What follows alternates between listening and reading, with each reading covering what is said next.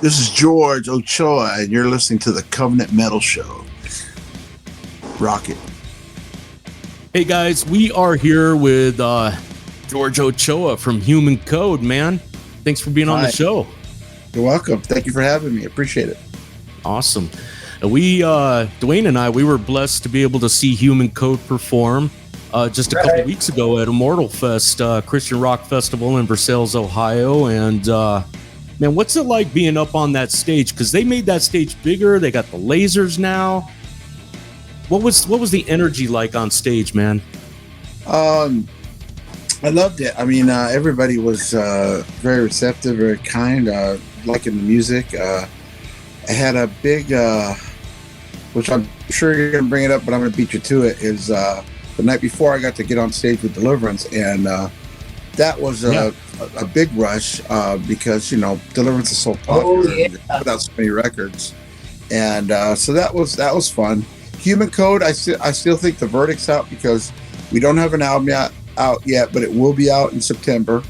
And, you know, a band like Deliverance, Barren Cross, and some of the other bands that played there have multiple albums out, so I get it.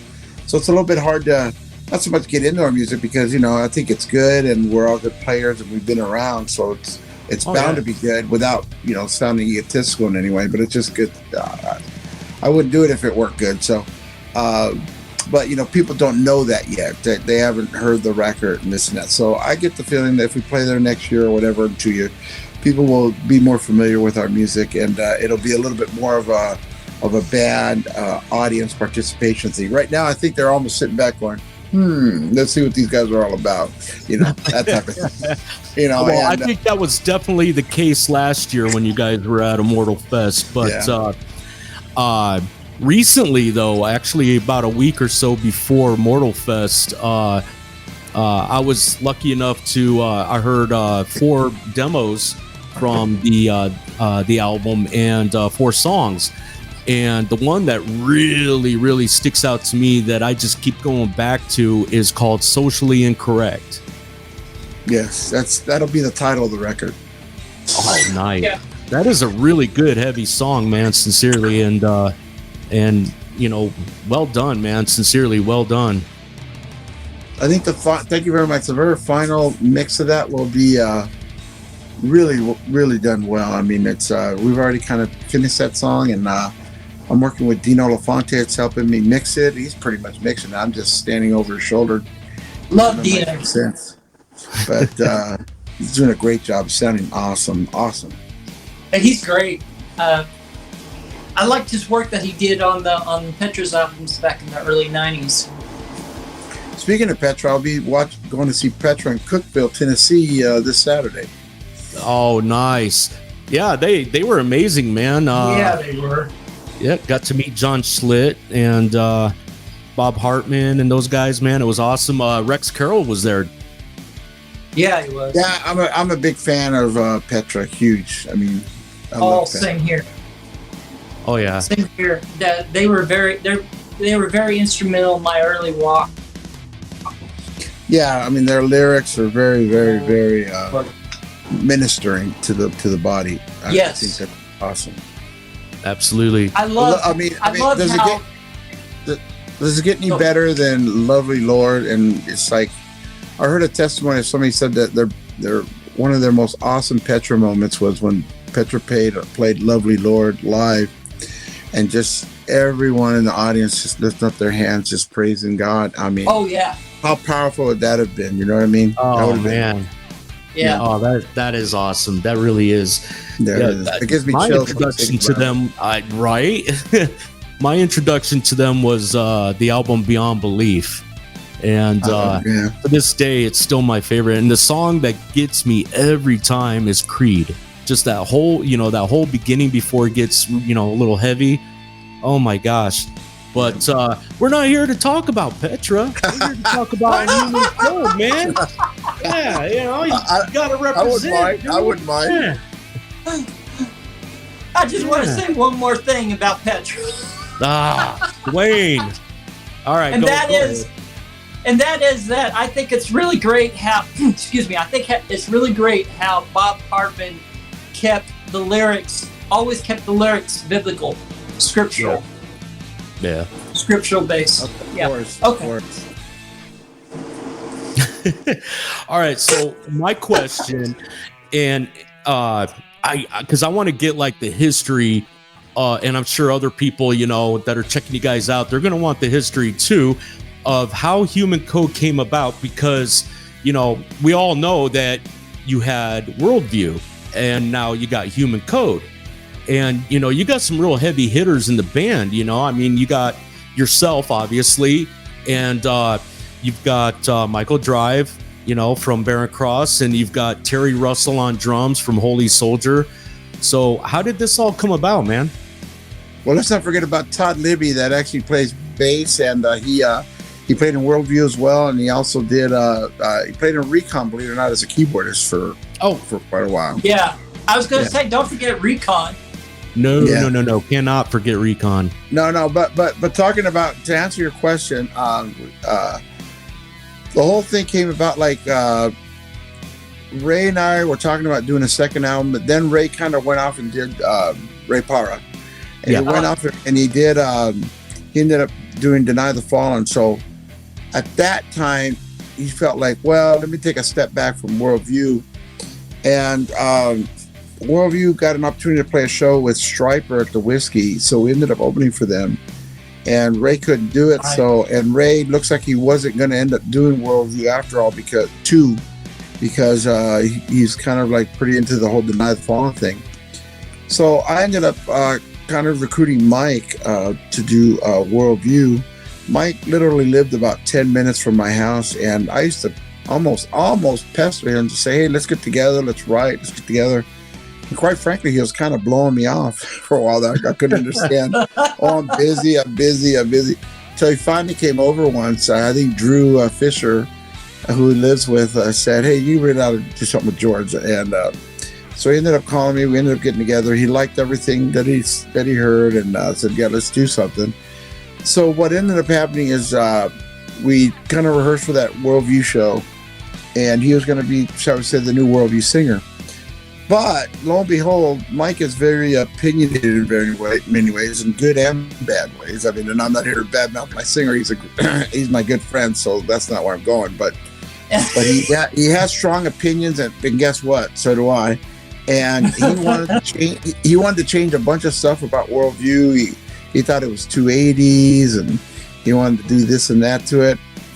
And I wasn't having it. I go, no, Worldview is more of a power metal, cinematic metal, with a touch of prog metal in there. The whole 80s thing, I didn't get that from Worldview at all, dude. You guys had a unique sound, man. Yeah. So here's what I told Mike. I go, Mike, I'll tell you what, rather than you perverting my Worldview vision and now I think, why don't we just start a whole another band? But let me back up a little bit.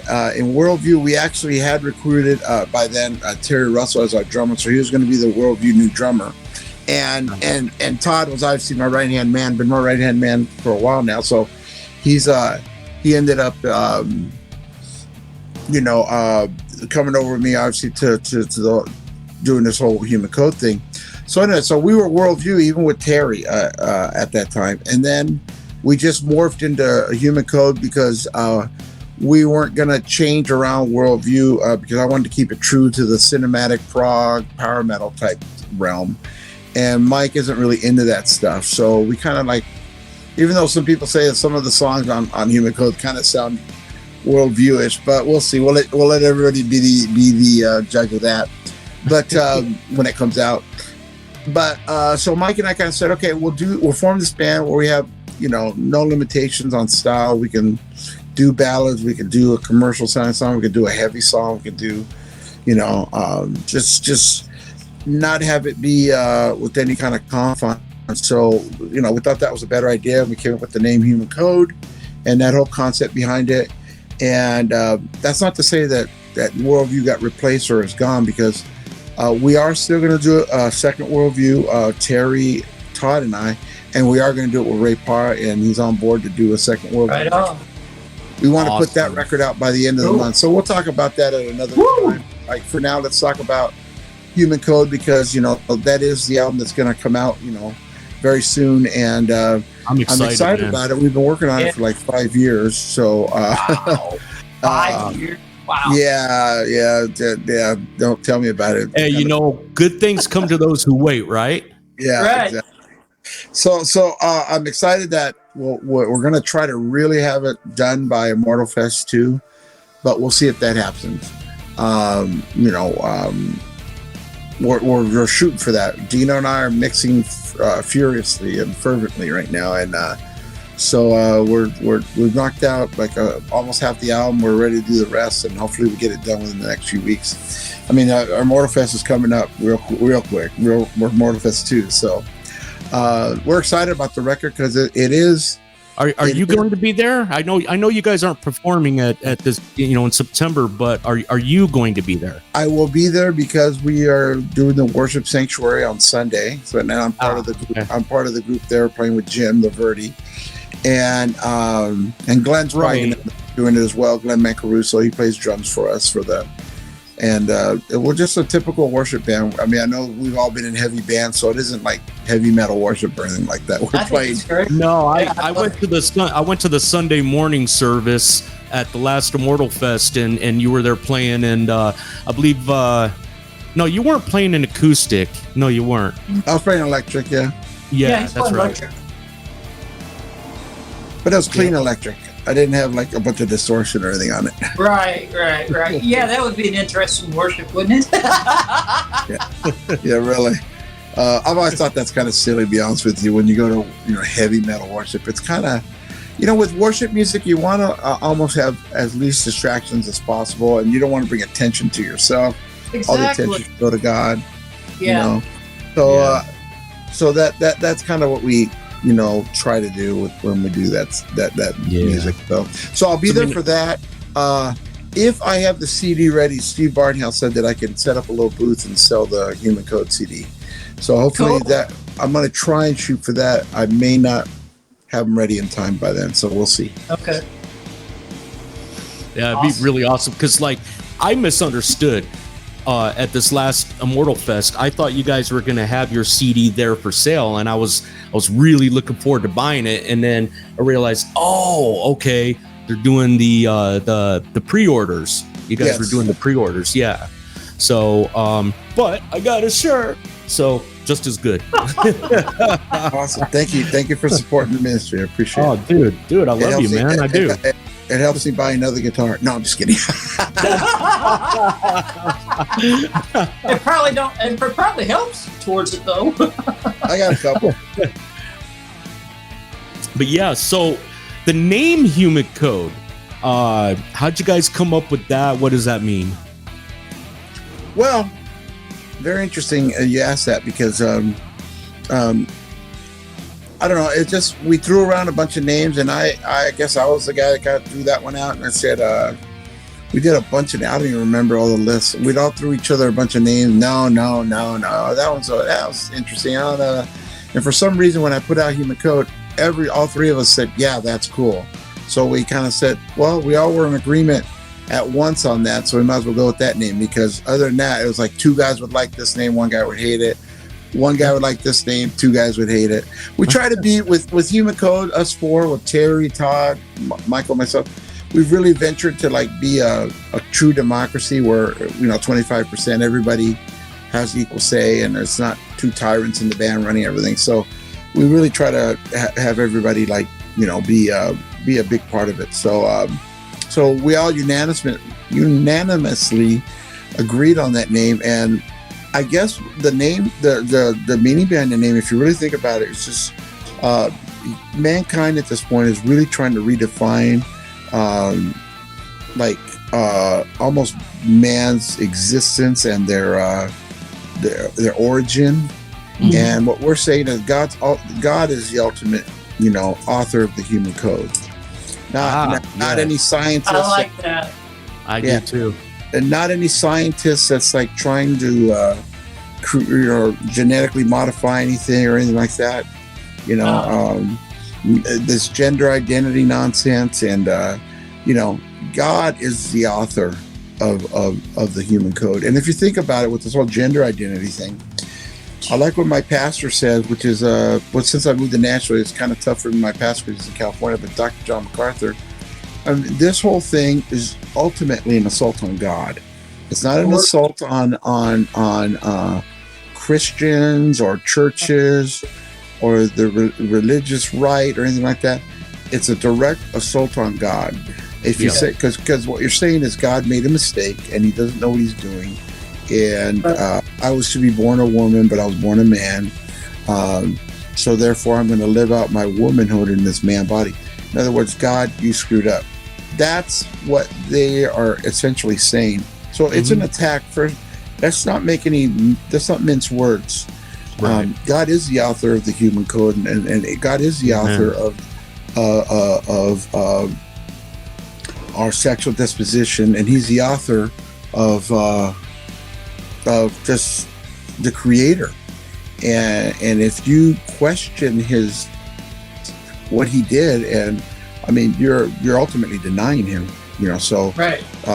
That I think that name and that message is extremely pertinent these days, especially with the title of the record being socially incorrect. That is everything I just said is highly socially incorrect. Oh yeah. Yep.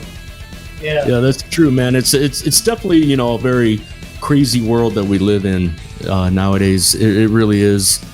And but so do you have I know you were wanting to get the album able to be released hopefully by this next Immortal Fest, which is actually in 3.5 weeks. If it's not possible, then are you shooting for sometime later in September or October? Yeah. Believe me, as soon as we're done mixing it, we're sending it right off to the printers. And like I said, we're like half done. So, and we're moving fiercely. I mean, Dina will be here 2 days this week and 2 days next week, or 3 days next week. So we're going to be, we're mixing it right here in my studio, which I like to call Bullet Studios. And love it. So, you guys are self-releasing, or are you guys on a label yet, or? No, we're self-releasing right now because I think that's the wisest thing to do right now. All you're doing with going to a label at this point is you're handing away the store. So, and not that it's all about money, but we have the only thing we might actually seek is some distribution, stuff like that. Yeah. Right, that's in the works. Yeah, and mainstream labels anymore are mostly owned by non-believers anyway, so they just want the money is all they want. Yeah, we just care about getting the stuff out there, and then when people go to our website, they're going to have no question what we're all about. So right, yeah. But if you can get over that barrier of them thinking that you're a Christian religious band. That's when they give you a chance, and they say, okay, let me at least hear them out. Because a lot of times, if they even hear that, they won't even bother to click it or hear it or anything like that. Because oh God, right? And then they realize they hear it, they go, oh, I really like this stuff, and it's it's got not extremely preachy, shallow lyrics, but it's got some thought-provoking type lyrics. We kind of try to do that. Oh yeah, absolutely. Yeah.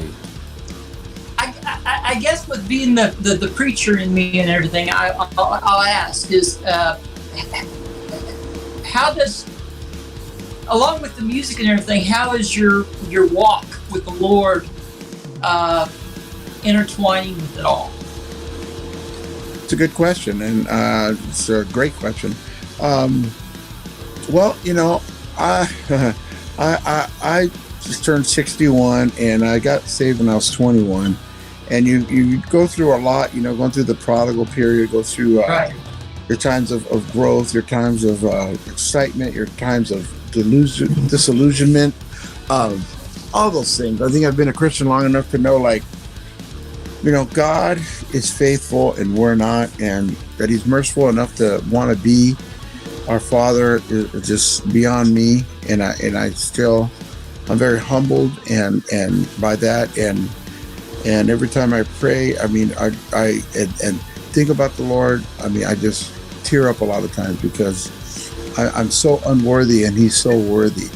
And that's where my walk is at these days. I'm not worthy of anything of God, but yet he's kind enough to use me, and he has used me. And when I go to Immortal Fest and things like that, people tell me how the Deliverance album has impacted them, the Recon album.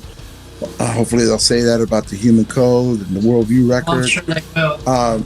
That's where I just kind of go, wow, God used these 4 dorks to, like, for his purposes and to bring people to certain people's faith. And so it's very humbling. And I pray that I always stay humble that way, and that I look at my people that listen to my music, not as fans, but as friends and family. And people that are kind of in a small way, not like a pastor, but in a small way in our care. It's important to write lyrics and to be an example to these people, so that when they see you, they see Christ. Are we perfect? Perfect? No, by no means. There'll be times that they'll follow me around. If they follow me around for 24 hours, they go, wow, Oh yeah. Yeah. But I strive to, like, just be an example to everybody, and to encourage them on the things of God. I made it a point at Immortal Fest to not just take questions from people, from fans or friends or whatever. I always turned around and said, hey, what are you doing for the Lord right now? And I didn't say it in a like judgmental way, but more like almost like you just asked. How's your walk? How's the Lord using you? That's a good way to ask people. How's the Lord using you right now? And some people were telling me, I feel, and I feel kind of defeated. I say, hey, welcome to the club. I felt that way too. But I tell you what, just pray and ask God to use you, and he's going to reveal to you where he's going to use you. Because every single person has a purpose in the body of Christ. Oh yeah. And you just got to find your calling and your talent. It could be to, be the greatest plumber and be a great example to everybody, or, just we're the guys that are playing music and on stage, we're no special or any different than anybody else. We're just, that's just what we happen to be doing. And that's not any more or less important than somebody who runs a daycare center and is a shining light for Christ there. You know what I mean? Or works at a daycare center, right? Or works at the bank or whatever. Just shine your light wherever you go, and whenever you feel angry, defeated, try to keep that down, because not that you want to be phony, but you want to give people a hope, for the reason reason and a hope for what you have inside of you, and to be a witness for Christ in all situations. It's a tough thing sometimes, but it's also something that we should strive for. I agree. When you talk about that, I'm reminded of the scripture where it says that whatever you do it for the Lord. Do it unto the Lord. Yes. Mm-hmm. Whatever it is, whatever you do it unto the Lord. Do it as if you are doing it unto the Lord. That's right. Yeah. That's right. Everybody gets their gist, Dwayne. Absolutely, man. One question that I have, and I love hearing people's testimonies, about how they came to the Lord, and if you're cool with sharing that with us, man, yes, please. That'd be awesome. I just recently shared that, and I'll try to give you the short version, because it's actually not. You'd have to write a book, right? But see, the name I'm going to bring up and the topic I'm going to bring up is going to bring up a whole nother subject. Oh, but the name I'm going to bring is actually Roger Martinez. I saw him one time on Sunset Boulevard in Hollywood, because that's where I'm from, and he's from there. I've known Roger since we were in junior high, and so I've known him a long, long time. I saw, after many years of not seeing him, because I knew him as a party animal, skateboarder, this and that. I see him and on Sunset, and he tells me, "Hey, what's going on, man? How you doing?" And oh, great. So what are you doing? He goes, "Oh man, I gave my life to Jesus and this and that." And I just kind of went like, okay, that's kind of weird, but that's cool, And then we exchanged numbers, and he called me and invited me to a Bible study. And I went to this Bible study. I did it, I guess. It's God's calling.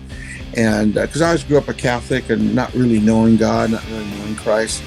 just thinking that you're a Catholic, you're covered, you're cool, you're going to heaven because you're a Catholic and did your first communion, with having little to no relationship with God whatsoever. You just assume you're cool with God.